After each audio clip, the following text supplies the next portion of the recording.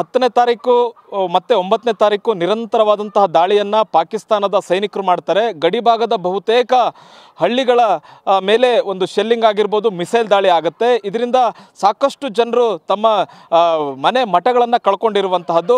ನಾನೀಗ ಉರಿ ಪ್ರದೇಶದಲ್ಲಿದ್ದೇನೆ. ಉರಿ ಪ್ರದೇಶದ ಬಂಡಿ ಲಗಾಮ್ ಅನ್ನುವಂಥ ಒಂದು ಹಳ್ಳಿ, ಈ ಹಳ್ಳಿಯಲ್ಲಿದ್ದೇನೆ. ಈ ಹಳ್ಳಿಯಲ್ಲಿರ್ತಕ್ಕಂಥ ಒಂದು ರಸ್ತೆ ಬದಿಯಲ್ಲಿರ್ತಕ್ಕಂಥ ಮನೆಯ ಪರಿಸ್ಥಿತಿ ಹೇಗಾಗಿದೆ ಅನ್ನುವಂಥದ್ದನ್ನು ನೋಡ್ಬೋದು.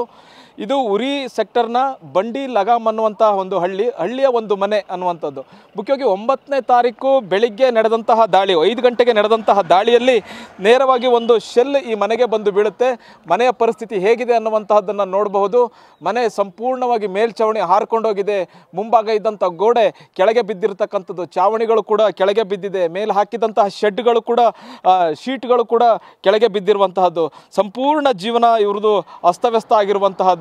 ಮನೆಯೇ ಸಂಪೂರ್ಣ ಮನೆಯ ಕಿಟಕಿಗಳು ಕೂಡ ಚಲ್ಲಾಪಿಲ್ಲಿಯಾಗಿ ಬಿದ್ದಿರ್ತಕ್ಕಂಥದ್ದು, ಒಡೆದು ಬಿದ್ದಿರ್ತಕ್ಕಂಥದ್ದು.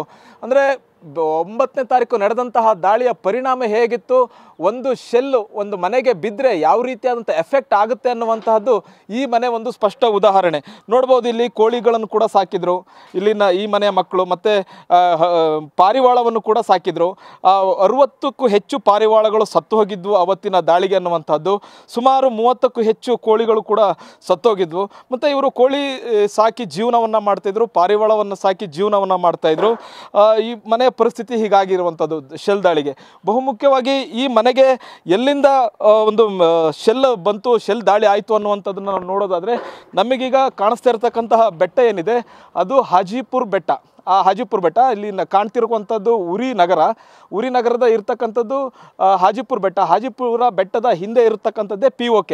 ಅಲ್ಲಿಂದ ಪಾಕಿಸ್ತಾನ ಸೈನಿಕರು ದಾಳಿಯಿಂದ ಮಾಡಿರುವಂಥದ್ದು, ಹಿಂದಿನಿಂದ ದಾಳಿ ಮಾಡಿರುವಂಥದ್ದು. ನೇರವಾಗಿ ಈ ಮನೆಗೆ ಬಂದು ಭಾರತದ ಗಡಿಯ ಒಳಗೆ ಇರತಕ್ಕಂಥ ಉರಿ ಸೆಕ್ಟರ್ನ ಬಾಂಡಿ ಲಗಾಮ್ ಅನ್ನುವಂತಹ ಹಳ್ಳಿಗೆ ಬಂದು ಈ ಒಂದು ಮಿಸೈಲ್ ಬಿದ್ದಿರುವಂಥದ್ದು. ಪರಿಸ್ಥಿತಿ ಹೇಗಿದೆ ಅನ್ನುವಂಥದ್ದನ್ನು ಮನೆ ಒಳಗಡೆ ಪರಿಸ್ಥಿತಿ ಹೇಗಿದೆ ಅನ್ನುವಂಥದ್ದನ್ನು ತೋರಿಸ್ತಾ ಹೋಗ್ತೀನಿ. ನೋಡ್ಬೋದು, ಮನೆಯವರು ಭಾಳಷ್ಟು ನೊಂದಿದ್ದಾರೆ. ಅಂದರೆ ಗಡಿ ಪ್ರದೇಶದ ಜನಜೀವನ ಎಷ್ಟು ಕಷ್ಟ ಇರುತ್ತೆ ಅನ್ನುವಂತಹದ್ದನ್ನು ತೋರಿಸುವಂತಹ ಪ್ರಯತ್ನ. ಅಂದರೆ ಯುದ್ಧ ಅಂತಂದರೆ ಸಾಮಾನ್ಯ ಜನರಿಗೆ ಸಮಸ್ಯೆ ಆಗುತ್ತೆ, ಸಾಮಾನ್ಯ ಜನರು ಕಷ್ಟವನ್ನು ಪಡಬೇಕಾಗತ್ತೆ. ಅವರ ಪರಿಸ್ಥಿತಿ ಹೇಗಿದೆ, ಅವ್ರ ಮನೆ ಒಳಗಿನ ಪರಿಸ್ಥಿತಿ ಹೇಗಿದೆ ಅವತ್ತು ದಾಳಿ ಆದಂಥ ಸಂದರ್ಭದಲ್ಲಿ ಅನ್ನುವಂಥದ್ದು ನೋಡ್ಬೋದು.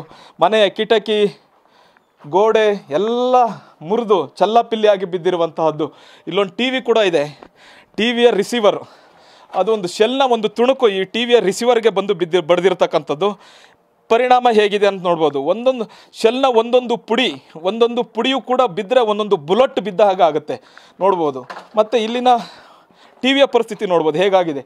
ಆ ಕಡೆಯಿಂದ ಬಂದು ಬಿದ್ದಂತಹ ಒಂದು ಶೆಲ್ನ ಒಂದು ತುಂಡು ಯಾವ ರೀತಿ TVಯನ್ನೇ ಸಂಪೂರ್ಣವಾಗಿ ಧ್ವಂಸ ಮಾಡೋಕ್ಕಿರುವಂಥದ್ದು. ಕಿಟಕಿ ಬಾಗಿಲುಗಳು ಸಂಪೂರ್ಣ ನಜ್ಜುಗುಜ್ಜಾಗಿರುವಂತಹದ್ದು. ಈ ಮನೆ ಯಾವಾಗ ಬೇಕಾದರೂ ಕುಸಿಬಹುದು ಅನ್ನುವಂಥ ಆತಂಕವನ್ನು ಇಲ್ಲಿನ ಮನೆ ಜನರು ವ್ಯಕ್ತಪಡಿಸಿ ನೋಡ್ಬೋದು. ಈ ಗೋಡೆ ಕೂಡ ಬಿರುಕು ಬಿಟ್ಟಿರುವಂತಹದ್ದು. ಜೊತೆಗೆ ಇಲ್ಲಿ ನೋಡ್ಬೋದು, ಇಲ್ಲಿ ಶೆಲ್ನ ಪುಡಿಗಳಿವು. ಇದು ಒಂದೊಂದು ಶೆಲ್ನ ಪುಡಿ ಏನಿದೆ, ಇದು ಒಂದೊಂದು ಬುಲೆಟ್ ಇದ್ದ ಹಾಗೆ ಏನು ಬಂದು ಬೀಳುತ್ತೆ. ಬಿದ್ದ ತಕ್ಷಣ ಆ ಶೆಲ್ ಛಿದ್ರ ಆಗುತ್ತೆ. ಛಿದ್ರ ಆದಂಥ ಸಂದರ್ಭದಲ್ಲಿ ಒಂದೊಂದು ಪುಡಿಯು ಕೂಡ ಒಂದೊಂದು ಶೆಲ್ ರೀತಿಯ ಒಂದೊಂದು ಬುಲೆಟ್ ರೀತಿಯಾಗಿ ತೀವ್ರವಾಗಿರುತ್ತೆ. ಅಂದರೆ ಅದು ಎಫೆಕ್ಟ್ ಅಷ್ಟು ಇರುತ್ತೆ. ಎಲ್ಲ ಕಡೆ ಮನೆಯ ಸುತ್ತ ಇಲ್ಲಿ ಬಿದ್ದಿರುವಂತಹದ್ದು ಎಲ್ಲ ಹಾಳಾಗೋಗಿದೆ ನೋಡಿ. ಇಲ್ಲಿ ಮನೆ ಬಿರುಕು ಬಿಟ್ಟಿದೆ, ಯಾವಾಗ ಬೇಕಾದರೂ ಈ ಮನೆ ಬೀಳ್ಬೋದು. ಆತಂಕದಲ್ಲೇ ಇಲ್ಲಿನ ಜನರು ಇರುವಂತಹದ್ದು. ಅವತ್ತು ಸದ್ಯಕ್ಕೆ ಹೇಗೋ ಈ ಪ್ರತಿದಿನ ಇಲ್ಲೇ ಮಲಗ್ತಾ ಇದ್ರು ಅವರು.